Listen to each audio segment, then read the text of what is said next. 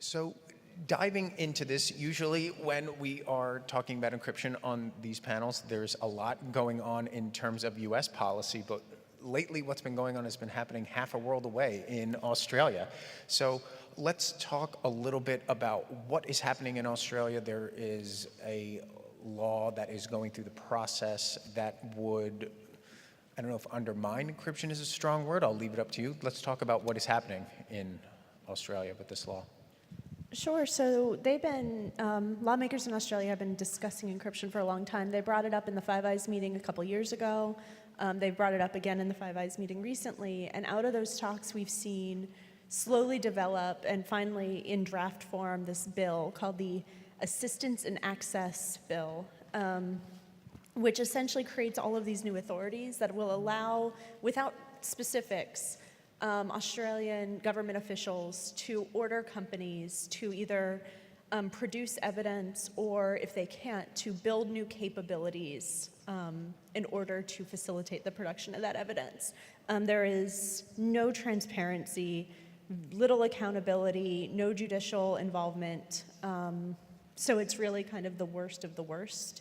And it's slowly making its way through, and I think today, time zones are really weird because I'm working in two very strange time zones.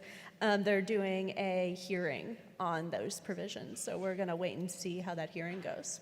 So I'm interested to hear, how does this affect the way that things operate here in America? Because, Amie, like you said, this was done, or it came out of Five Eyes meetings, so obviously we have a stake in this somewhat. So I'm wondering that even though this law could be enacted half a world away, how does it affect the way that our intelligence service operates and law enforcement operates, and sort of how the Five Eyes continues to collect information? Well, I think it shouldn't be used as an end or run around when it comes to taking into consideration what Americans value. It needs to be a national discussion, this idea that we do have the right in America to keep some secrets. And so I think that relying on other countries to pass laws and then leveraging those laws as a way of getting away from our important policy discussions isn't something that we should really engage with.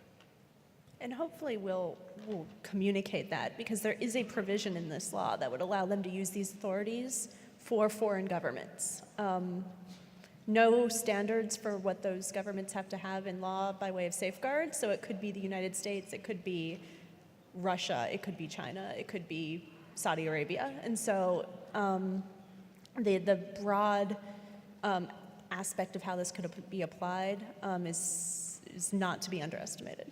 So with the gray areas here, that's obviously a huge negative. I'm wondering, in both of your opinions, what's on the books now in America that could help law enforcement and intelligence agencies collect the information that they need in investigations, but doesn't undermine encryption on the consumer level? I mean, this is the eternal argument that we always have. So what is on the books right now that can sort of stem the tide in this fight?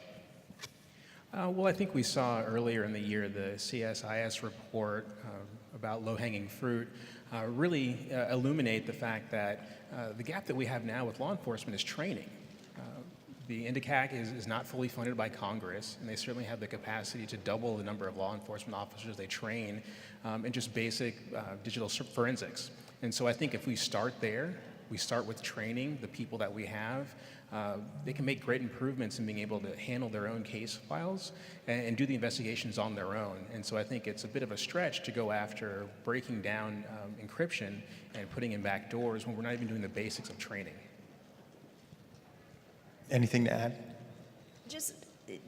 I think this point is really important, and people who have been advocating in favor of encryption have been agreeing with this for years now and saying, let's stop arguing about this one point. There are other things that we can be talking about that will probably provide you more access, more capability, quicker. The problem is that they're doing an and approach instead of an or approach. So they want the education, but they want the back doors as well. And I think we need to have a separation of saying, well, maybe we'll engage in this conversation, but this one really needs to stop.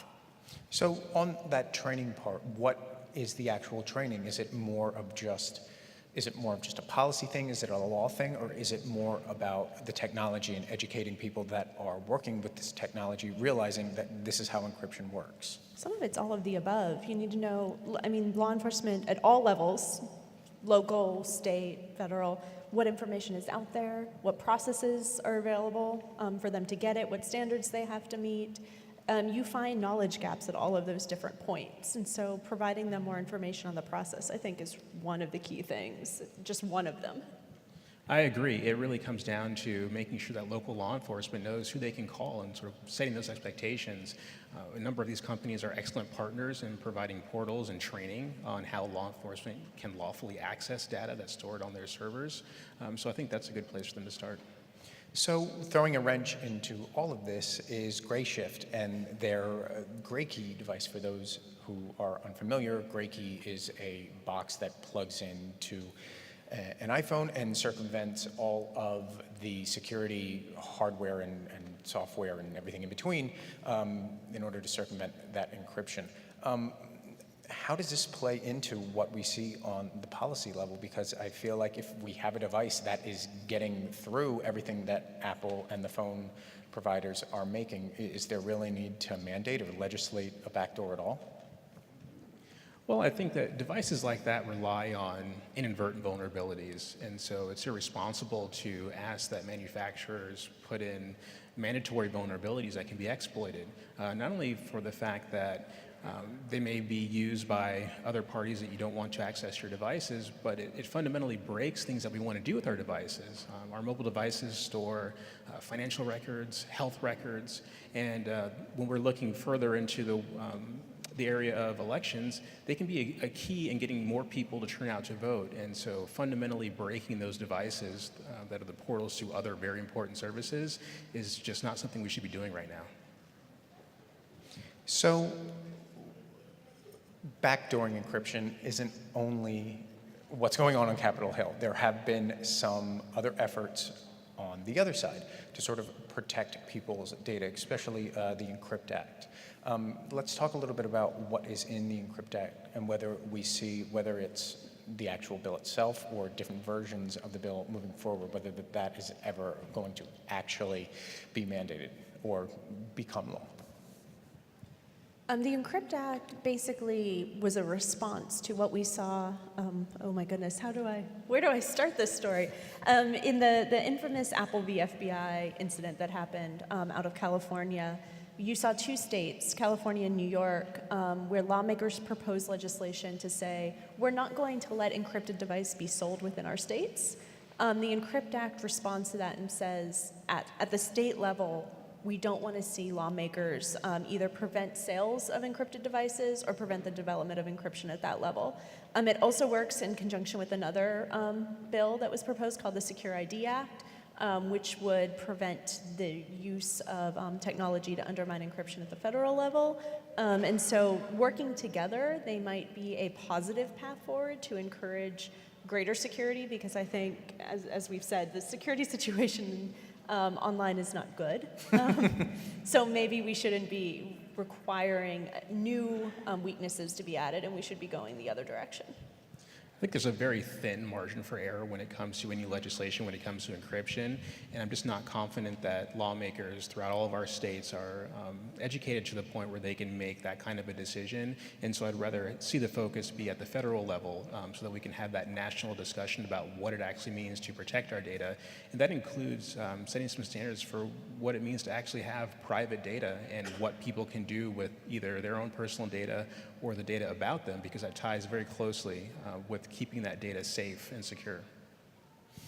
So what else needs to change on the federal level in order to sort of move past this cycle that we're in? Because I feel like this has been the argument for 10, 25, even longer, that there needs to be some sort of backdoor, and we've had technologists constantly be like, no, you can't defeat math, like that's just not going to happen. So well, they think they can do it in Australia, so to be fair. So what else needs to change in terms of the conversation or in terms of knowledge, of learning when it comes to this argument? I think we need an affirmative something affirmative, like the Secure ID Act, like the Encrypt Act, something to say this conversation is over. Because the rehashing of this, what's happening is they'll make a proposal, they'll wait to see if a technologist can undermine it, and inevitably happens because these proposals can't work. They go away for a little while, the people who want this type of law, and then they'll come back and they'll propose something else. They've gotten a little bit smart, and they have said, okay, we're not going to propose anything specific, we're just going to say that we can do it, and it's up to the companies to decide, which means it's harder to show specific vulnerabilities. That doesn't mean they're not there. But without that affirmative act, we're going to continue to see, I think, this conversation come back up. There's a wasted opportunity that we have going on now in the U.S. in that there are other countries that are starting to lead that policy push, and if the U.S. isn't part of that group leading the push, then we're going to be subject to what other countries want to do, and we've obviously seen that that may not be compatible with what we have in America when it comes to our democratic ideals. Finally, I'm wondering what you think about the private sector's role in this. Like I think with the Apple in Australia thing, Apple has been very vocal that they're against the Australian law. Obviously, Apple had their fight with the FBI, but they're obviously not the only company that deals with this. So I'm wondering, the tenor of what the private sector is doing, in your opinion, is it a good thing, or do they have room for improvement at all? How do you see that moving forward? I think that Apple's in a unique position in the Australian market. They actually have more than a 50% market share when it comes to smartphones. So they definitely have a lot more leverage in Australia than they do in other countries. But I think it's important that civil society comes together, and Amie can talk about it, and actually be proactive and send comments, send letters to urge legislators to slow the process down, be more thoughtful and considerate. And it's great that the tech companies are doing things, but I think there's an urgent call to action. Every industry relies on encryption. Every industry is coming online and relying on data and collecting data.